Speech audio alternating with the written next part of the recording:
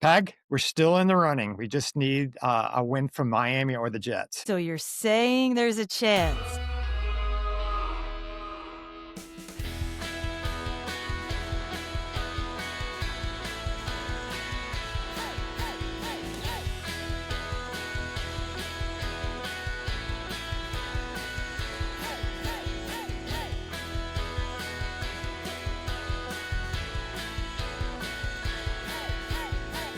Coming to you from the great Southwest and Central New York, a brother and sister from the same mother and mister, Patrick Newell and Peg Newell, your hosts of Bill's Bloodline. Welcome to Bill's Bloodline. I'm Peg Newell, and beside me is my brother, Pat. If you like what you hear and you want to listen, you can subscribe to us on YouTube. We're on Facebook. We're on Instagram. We're also streaming on Spotify and Apple Podcasts. Please give us a like, rate us, follow. We need more subscribers. Pat and I are brother and sister, if you've listened to the pod before, and we are passionate Buffalo Bills fans. With that, Pat, we're going to get into it soon, but what a game. Another thriller. Yeah, I forgot my blood pressure medicine today. So, no, just kidding. I don't have blood pressure medicine. If I did, I would be taking, popping them like Skittles today, if that was the case. Yes. Oh, my goodness. But before we get into it, let's get into the news for the week. Yeah, we'll get through the news Pat. quick because I know everybody wants to hear about the game. So, earlier this week, Christian Benford had some mysterious toe injury. He didn't play this week, and in recent weeks, he's been playing great. So he missed today's game.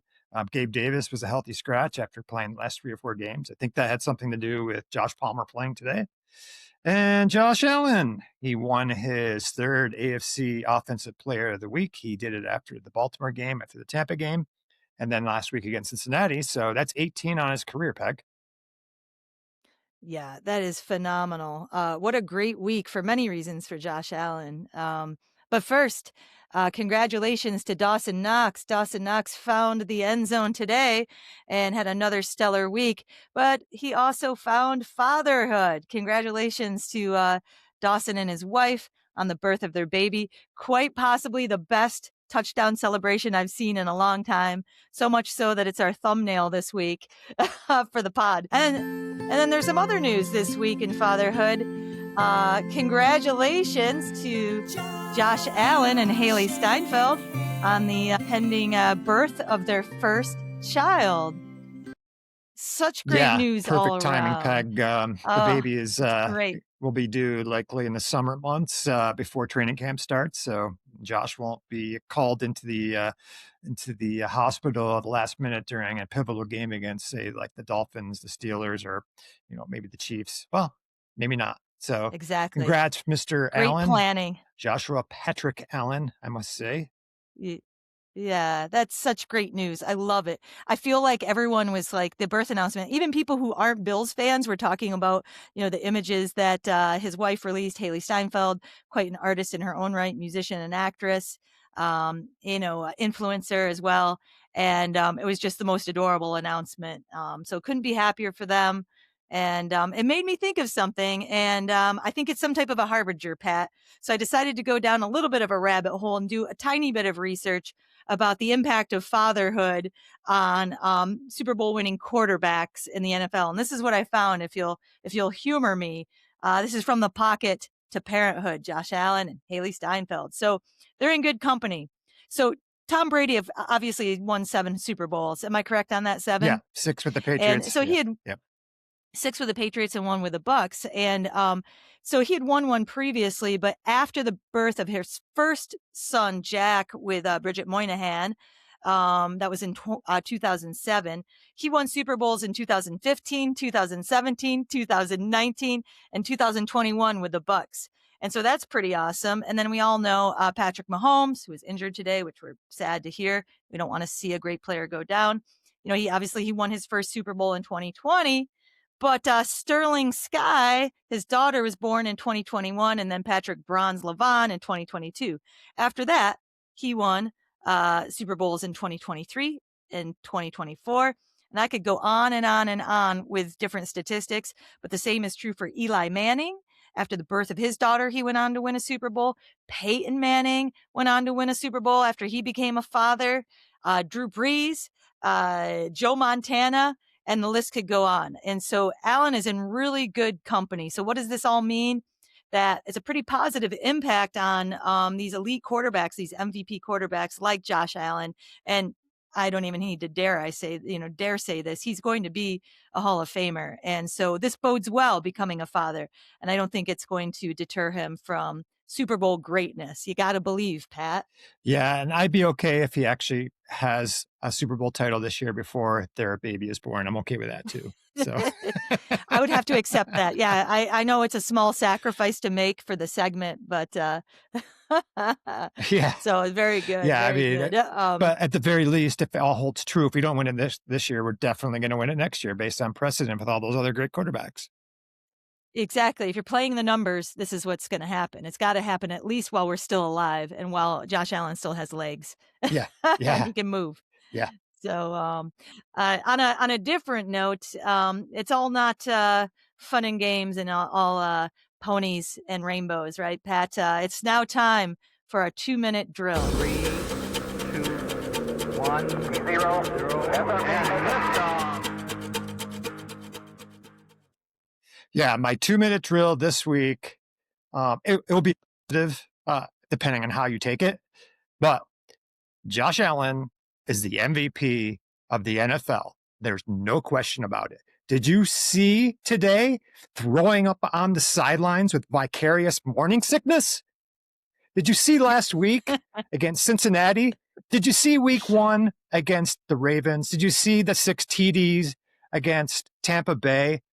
Do you think frontrunners such as Matthew Stafford, who's having a fantastic season, would the Bills be 10-4 with Matthew Stafford? No.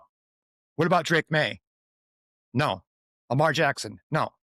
Mahomes? No. They all have more talent than us. And look at this. Look at the stats.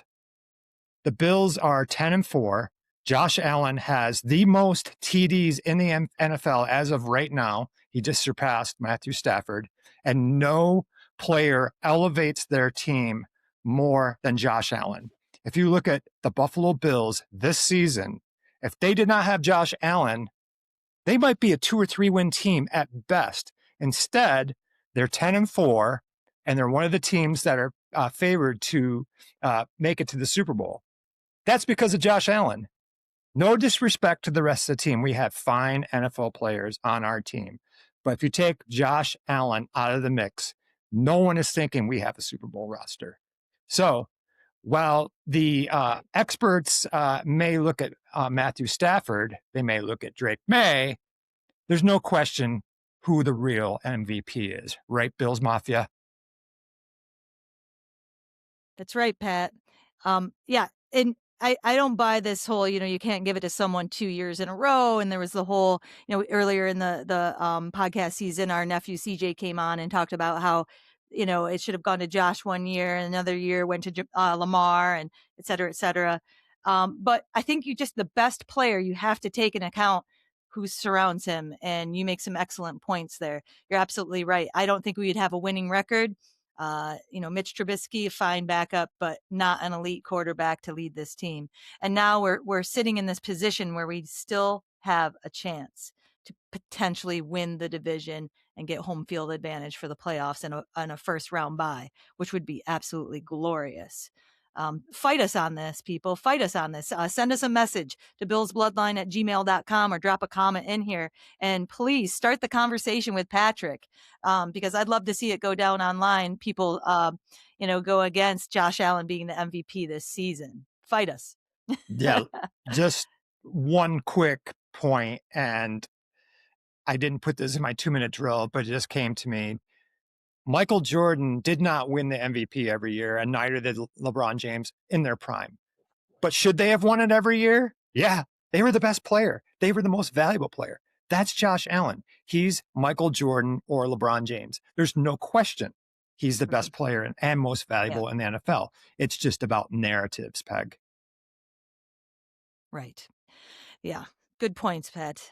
Well, now let's get on to the game. Didn't start off very well, Pat. um, I had a sick feeling in my stomach, kind of like it seems like Josh did as well, as you said.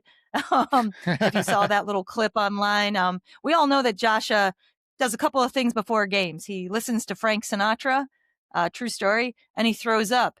So I didn't expect to see him throwing up on the sideline, and I feel like he was nervous just like the rest of us as well, not just the morning sickness, vicarious morning sickness. But what are your initial thoughts on the game, Pat? I think he threw up after watching our defense give up 3 touchdowns in a row, especially he was probably puking his guts after that Travion Henderson touchdown because we just opened like parting of the Red Sea, our defense, and no one can run him We down because did. he's obviously very fast. But the vibe meter was really low in the first 2 quarters, Peg. I think I texted you this. There was at least 5 things. McDermott was uncharacteristically tentative. Defense was on his heels. We didn't go for fourth downs when we're down 14-0. We have a 4th and 4 or 4th and 5 at the 41. And what's the difference, I told you at this point, if we don't get it at the 41 or punt it to their 10? And it didn't make a difference because they got the ball at the 10 and scored anyway. So it was a worthless Right. punt. So, everything was Yeah. not going our way early on. Like it seemed like everything that could go wrong did. It was Murphy's Law in the first half, Peg. Yeah, yeah, it sure was. Henderson carved us up for a total of over 148 yards and 2 touchdowns. And even May, who has the ability to run, again, there's no such thing as a Josh Allen Jr. unless it's Hailee and Josh's son, and future NFL star maybe, or Yeah. Oscar winner, whatever, Yeah. or Grammy winner. But yeah, but Drake May kind of found a way to hurt us a little bit with his legs. It seemed like we buttoned that up a little bit better in the second half, and that was a key. Our defense woke up and they made some adjustments. Matt Milano today was incredible. I have Matt Milano down for 10 total tackles, 9 solo tackles, and 2 sacks. He led the team. Unbelievable day. Classic vintage Milano out there flying around the field. Yeah, with our defense and the way our offense scores, we really just need 2 or 3 big plays, and then Josh is going to score as many points as we need for most situations, as long as we don't turn it over. And that's exactly what happened. Milano had a key sack, and then they compounded the sack with a couple uncharacteristic penalties. New England's normally not a highly penalized team, but we needed those penalties. They kind of, it was turnabout as fair play because we were the ones that were committing all the penalties earlier this year. Getting the 35-31 win today, we took advantage of their mistakes in the second half for once. Yeah. And Ray Yeah. Davis, that kickoff to start the second half, that was key. I mean, Ray Davis has come up so huge on kickoff returns this year. Yeah, he sure has. And Ray Davis today on the 4 kickoff returns, total of 164 yards, 58. The longest one that just, we needed those plays. They fired us up and we set the tone. And once that momentum shifted, like you said, for once, I feel like the Bills were always on the other side of it, but that's just me being a martyr on a long time suffering Bills fan. But it Yeah. seems like those mistakes, when you feel the game is going against you and you're losing it and it's just slipping away out of your hands. And every time there was like a terrible play or an incomplete pass or we didn't make the first down, there was, a hold or a pass interference. And, the commentators today were talking about the questionable pass interference on Coleman because he got a little bit of the jersey. And it just started to kind of tilt our way. And I had a good feeling about it. And we were able to finally be on the other side of Lady Luck there. But a great day overall. Despite the first few quarters, the first half, it was great to see Joey Bosa out there. No sacks recorded today, but he got a piece of that ball right at the end to seal it for us, and that was super exciting. Man, the guy's athletic. I love watching him play. Did you see him on the sideline, Pat, afterwards? He's fired up. He hasn't been on a team that's in Love it. contention in a while. And, when Yeah. after that, I think he had some things to say after the first win against Baltimore, and he just couldn't, he was beside himself. The feeling and the vibe on the sidelines, he's not used to that. So, again, it Yeah. happened. The improbable win, Yes. coming Yeah. back from 2 scores down in the second half, it's not a recipe for success. That I would recommend for any Yeah. team, but when you have Josh Allen in your back pocket, there's always a chance, right, Peg? Right. Right. Anything is possible. Yeah, I just Anything is thought that it possible. was rolling downhill against us in the first half, and other than that long TD run by Henderson, that was their only offense in the second half.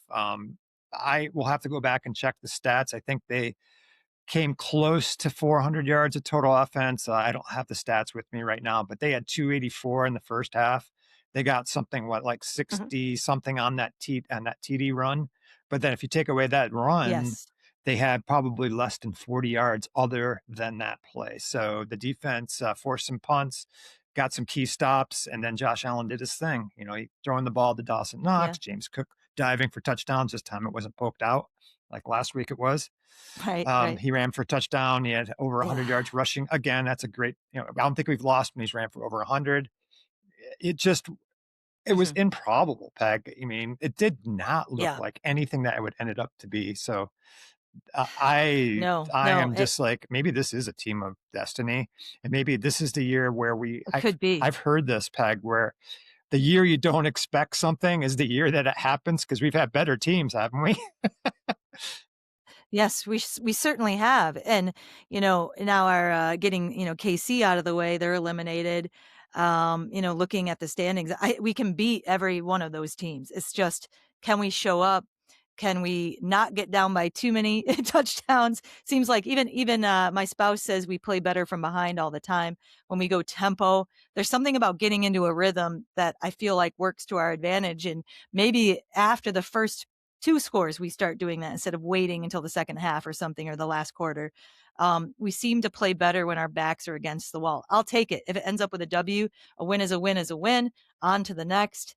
I'm also glad that, we beat them, and we didn't see Belichick on the sideline. And, it would have been nice to beat him. And I got to say, Stefan Diggs, it felt good. It felt good to beat Stefan Diggs. And I know he's a great player. Earlier in the week, Pat, Stefan had this to say, and I'm wondering what your thoughts are on this. Here we go. Steph, you guys are actually underdogs this Sunday. Is that something you're aware of? I didn't know that. That's the first time I heard it. But good. I feel like that's good for us. Being an underdog, people like us been an underdog our whole life. We're going to have something to prove regardless of it. But I think the main thing is it gets exciting when you're the underdog, when you got a lot to prove, when you playing with that edge and you playing aggressive, because nobody nobody believes in us but us. The record is surprising to everybody, and all we did is take it one game at a time, and I think we're going to do the same thing with this one. Thank you. I appreciate you. What are your thoughts on that, Pat? Taking that underdog mentality, it's almost as if the Buffalo Bills bestowed that 2.5 point line on them. They had nothing to do with it. The Bills were saying nothing about that either. It's gamblers who know more about betting than we do and odds, and they picked us to win. And guess what? We won. So, Right. they right. were underdogs because they haven't proven it yet. They had a 10-game winning streak, and Mike Vrabel had never lost coming off the bye, but they still hadn't proven anything yet. They've been out of the mix since 2000, or 2020, excuse me. So actually 2021 with Mac Jones. They haven't been in the playoffs for 4 Mhm. years. They haven't won more than 5, 6 games, or 7 games, excuse me. But you know, until they do it, people are going to doubt them. And the Bills have proven that they can get it done. They've won playoff games every single year since 2020. Josh Allen has had umpteen comeback victories, not just in his career, but this year. And Drake May had the opportunity to do it. They were down 35-31. They had the ball with 2 minutes left, and they didn't get it done. So there's a reason why they are Right. an underdog, Peg, and they lost today. It's because the Bills have Right. been there and Right. done that before, and that resolve, resiliency, and experience paid off today. Yes, for sure. I don't have a problem with what Diggs I don't said. I either. have a problem with, it seemed like a question that people are trying to create some drama because they're still trying to milk this whole, inglorious kind of end to Diggs' time in Buffalo, and still trying to stir the pot. And I know these guys say the right things. They have nothing but respect for one another, at least on camera. And I just think the question is sort of like trying to see if they can stir up a little drama. These guys don't need any motivation. They're highly motivated players. I do take a little bit of umbrage with like him basically like the tiniest violin, like, oh, nobody's believed in us our whole lives, or we've been underdogs our whole lives. I'm like, okay, millionaires and MVP caliber quarterback and rookie standout running back and elite defense to a couple of players. It's like, oh, come on now. You guys, have a chance to win the Super Bowl and go all the way this year. So I'm not crying any rivers for the New England Patriots or for Stefan Diggs. Yeah, I feel terrible But for the 60, 70 million that Stefan Diggs has made in his career, if not more. So, yeah, I feel yeah, bad that yes. this underdog story, gazillionaire. So, Exactly, yeah, I mean, exactly. Drake Oh my May, he gosh. hasn't been paid yet. He's got a rookie salary. If anyone who should be crying the underdog story is him, because he's on the base Yes. rookie salary, which is only probably 3-4 million a year, whatever it is. But You are listening to Bill's Bloodline, where brother and sister break down key plays, big hits, and all the heartbreaks. this game, I don't know what was more nerve-wracking, last week or this week. I know. They're both up there. I think I've kind of suppressed last week, just so I could function, like the memory of it. It's kind of like you just like a defense mechanism, and then we just get re-traumatized again. It's a roller coaster. Then we win. There's catharsis, you know. So who do we have next week? Next week, Cleveland. There's a rookie Okay. not a rookie matchup, but a quarterback matchup today. Caleb Williams from Chicago and Shador had played extremely well last week against the Titans in a loss, and people were thinking he was on the come. Well, today he came back to earth. Last I checked, he had 3 interceptions, and they were down 3 or 4 scores. Reality is set in on Shador Sanders. But as we always say, you got to play it. You got to play to win, and don't make mistakes. Don't let the teams you should beat to hang around too long, because that's when upsets happen. They had Myles Garrett, one of the Right. best defensive linemen. He had 20 sacks on the season. He's trying to get the sack record, and I'm hoping he doesn't get it against us. Yeah, I hope so. I held out that pipe dream that we were going to get him over the offseason, but we just didn't have the money. Incidentally, so Bills won 35-31. Unlike the Browns and the Bears game today, it was not even close. It was 31-3. I love the young guy Caleb Williams. He's really good. I think Sanders still has a lot to prove. There are some issues there, but they're giving him his shot. He has his shot. And today was pretty ugly for them. But we can't, like you said, Pat, we were talking a little bit in our pre-pod planning here. You can't take any team lightly. It's the NFL. They're going to come gunning. They want to spoil it for us. Josh Allen is, he's got a target on his back. People want to prove something. And so we've got to be really careful and not get trapped in this game. Yeah, everybody, like you said a couple podcasts ago, the win over a Bills team is their win of the year. Atlanta's going nowhere this year, but they hold that win over us, and that's turning out to be one of the most ugly wins that we've had. That's on our Yeah, ledger. Not good, but they beat the Bills, and they can hold their heads high for that at the very least. We don't want Cleveland, the 3 or 4 win team, beating us. We could not lose no, to a team we should beat by 2 scores. So we just got to play it next right. week. It's at Cleveland. It's only 90 miles from Buffalo, maybe 120 miles. Quick Yes, yes, quick plane flight, I think, for those guys. Not big travel, similar weather. Um, yep, there should be no issues with travel, that you might have. They could probably they could probably do a morning flight. They don't on the day of the game even just to fly in, but yeah, yeah, I'm that not could be looking good past anyone, Peg. We're 10-4. We're still holding on to hope that we can win the division a 6th straight time. Cleveland's up next, and hopefully we get that win, and we can talk about Philadelphia in week 16 or week 17. for sure. So Bill's great victory, 35-31, and now it is time for our shout outs. Pat, who do you got this week? I don't have a specific shout out, but I do have a place that I go to see games when they're not airing in my local market here in the Southwest.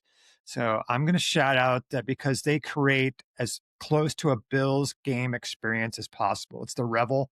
It's on the northeast side of Albuquerque, New Mexico.